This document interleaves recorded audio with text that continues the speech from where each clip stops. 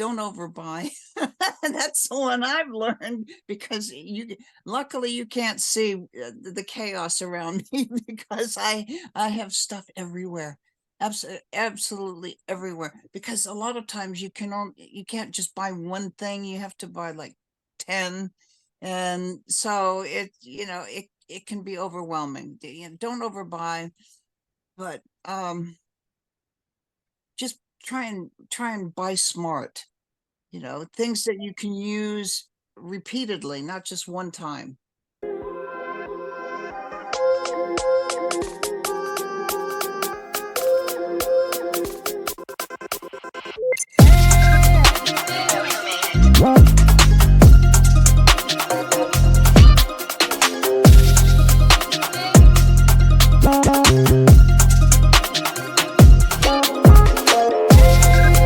Hello, Empower Nation. Welcome to Empower Her Money podcast. I am your host, Angela Duncan, speaker, best-selling author, serial entrepreneur. And this podcast, we talk all about business and money. Today's episode is sponsored by freemoneytipsbook.com, freemoneytipsbook.com. Head over there, download your free copy, 7 unshakable tips to get you started on your financial journey. Today's podcast, I get to interview Alex Hunter, from Hollywood actress, movie star, to now the jeweler to the stars, and her incredible story. Check out this episode.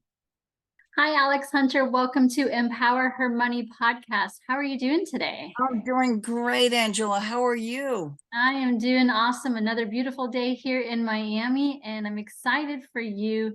Why don't we start off by you sharing your story? You've been doing what you do now for a little bit, but how did you even get started in this field? Oh, well, I'm an actually I'm an artist. I've painted, I've shown in many different places, and I love it. And then I was visiting a friend, and they had a bead store near there, and I thought, oh, that might be fun to check that out. Well, that was the beginning of my addiction. Yeah, that was it. That was the gateway drug. So I started that, and and it's just sort of evolving. I mean, I started just basic beading, and then I've gotten into some pretty wild stuff, and it gets more and more exciting as I go along. I love it so much. Yeah, so it's a way for you to express your artistic abilities, but just in a different platform. Absolutely.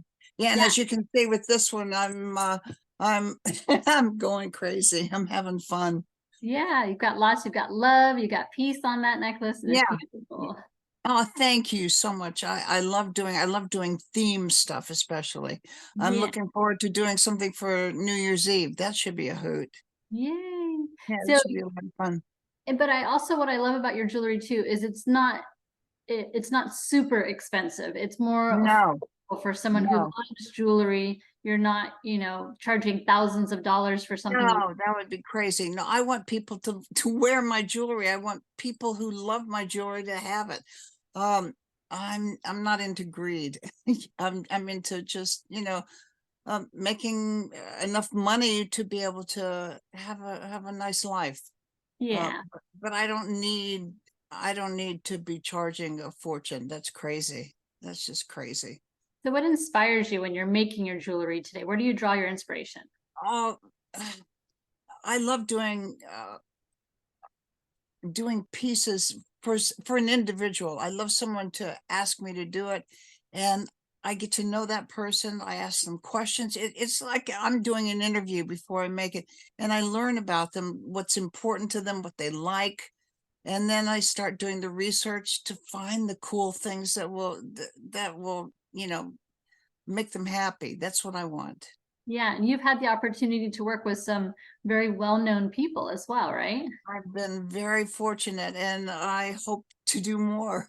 Anybody out there? I love doing. Maybe we need to talk about a piece for me, something along the lines of feminine and money, but pink as well.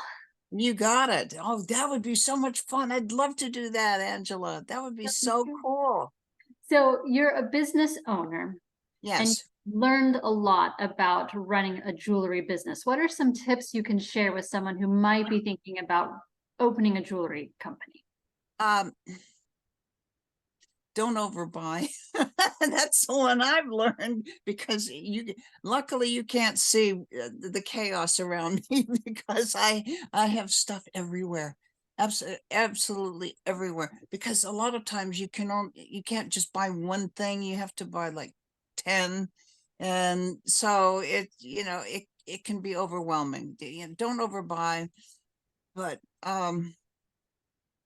just try and buy smart, things that you can use repeatedly, not just one time. Hmm. It's good advice. But then you still keep a good array of stuff so that when Oh, I creativity have to. take I you. have to. And the way I do it, what's with the hair? The way I like to do it is I'll put a lot of things. I'll start with an idea, right? And then I'll put everything in a whole bunch of stuff in front of me, and then I'll look at it. And then, because I don't know what I'm going to do when I start, I have no Hmm. idea. Hmm. Yeah, I know a basic theme, and then it's just like, oh, well, would that look good with this, and would that look good with that? And then I just start working and putting it together, and that's how it starts. And then, and if it doesn't work, I'll try something else, and then it has to go, wow, I've got, I love that. So that's how it works for me. Good. And you also wrote a book. So talk about what inspired you to write a book, kind of how you got started on that process, and then what is the book about? Okay. My book is called Joy Lansing, A Body to Die For, a love story. It's a love story. It's sort of a memoir. I was fortunate when I was much younger. We're talking way back when. I was a model and actress, and I had the opportunity to be in a fabulous film, actually probably the worst film ever made, called Bigfoot. And when I was on the set of this film, I met uh, a woman by the name of Joy Lansing, who was she you might not know who she, do you know who she was? Yay, yay. Joy was one of the blonde bombshells of the 50s and 60s, and she was known as the Monroe of television. Mhm. And I met her, and she became my person.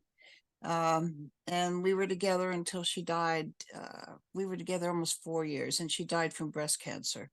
And Hmm. so I wanted to tell her story, our story, so so people, so actually to help stop bullying, so Hmm. people understand and can relate more, because we all have pain, we all hurt, we all suffer, and we all have great things in our lives. So this is just our story. And as far as the Me Too movement, Joy dealt with that every time she wanted to do anything. It was in the heyday of the casting couch. Mm-hmm. It was terrible, absolutely terrible. And it's just our story. And I'm so excited. It's right now it's going to be a film. Oh, And wow. yay, I'm so excited about it. Yeah, I have a wonderful screenwriter and a wonderful director and producer, and I'm thrilled. We're going to probably start next year. That's So, awesome. So now your yeah, story can reach more of the world via yeah, film. absolutely. Absolutely. One of the highlights of my life is a teacher from a local high school read my book and asked me to talk to the kids, and that was one of their projects. They had to do a term paper on my book. They had to read my book, and I think it was like War and Peace or something like that. So I mean, we're talking a little bit different subject matter. And after they wrote their papers, the teacher graded them and gave them to me, and I read all of them, and I answered all the kids. And then I went in and talked to the kids. We did a Q&A, and nothing was off the table. They could ask me anything. It was so great. I loved it. And these kids actually related, and it was wonderful. I would love to do more speaking. I would love to talk to more kids. It's But It's that's inspiring. So you took your story, which you yeah, felt, the world needed to hear, which is oftentimes a lot of reasons why people write a book, but then it kind of opened some other doors for you. But then you got to see how it impacted people in such a positive way, yeah, to have a love story, to just enjoy it for what it is. It's a love story with two great absolutely. people. Yeah. Absolutely. I'll send you a copy if you'd Yeah, like. that would be awesome. Oh, So cool. you're expanding your jewelry line. What do you think is Yes. next for you? Oh my God. Things are looking really good, Angela. It looks like I'm going to have my jewelry in Dubai. Wow. Yeah, that would be very, very exciting. And I love to one of the things I love doing, I don't know if you saw the necklace with that I did uh God, I can't even my brain. I need a little more caffeine, I think.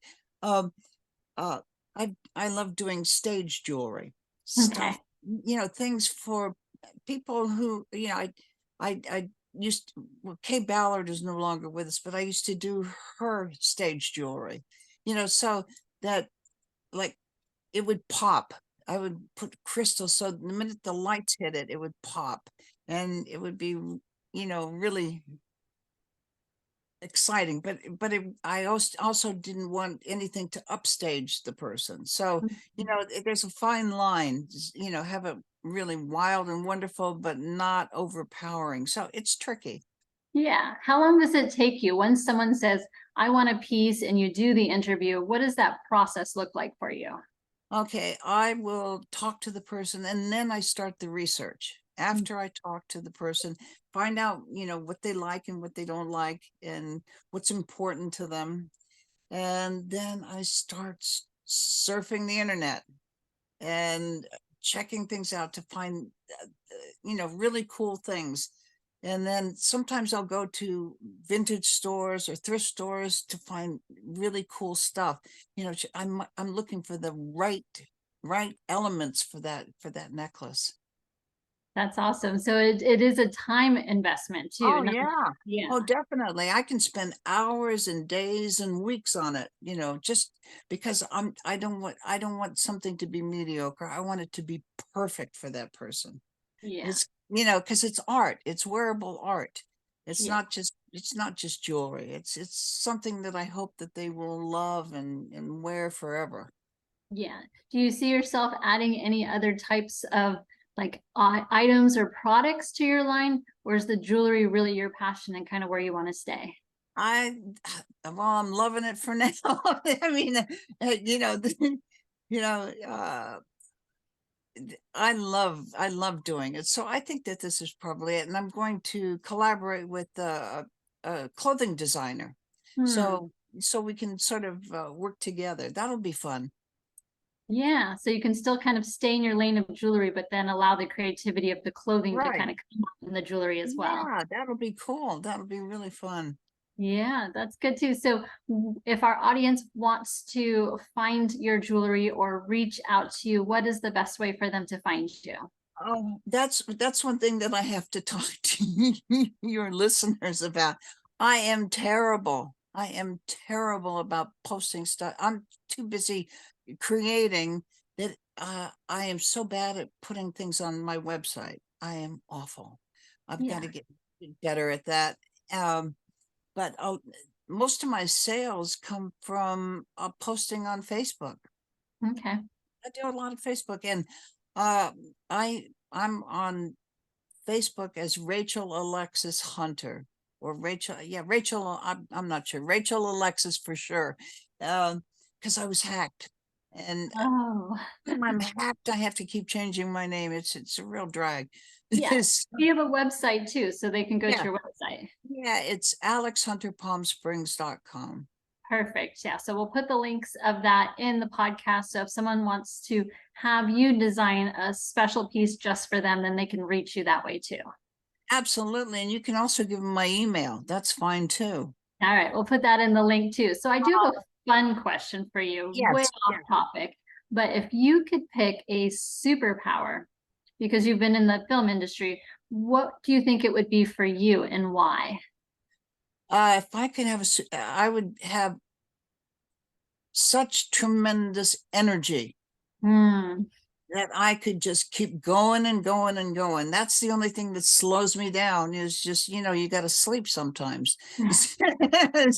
Yeah. So if I could just keep going, that would be wonderful. In fact, I think I'm thinking about getting a tattoo that just says keep going. There you go. Motivation. So you can just look down at your, oh, okay, I'll keep going. So that would be the superpower. Alex, thank you so much for being on the podcast today and sharing your Oh, valuable tips about jewelry and the inspiration behind what you do. I truly appreciate your time today. oh, thank you so much, Angela. You're wonderful. And I'll definitely send you the book. Yes, thank you. Thank you. Thanks. Thank you so much for tuning into Empower Her Money podcast. Hope you enjoyed this episode. Don't forget to subscribe, share this podcast, and leave a review wherever you are tuning in.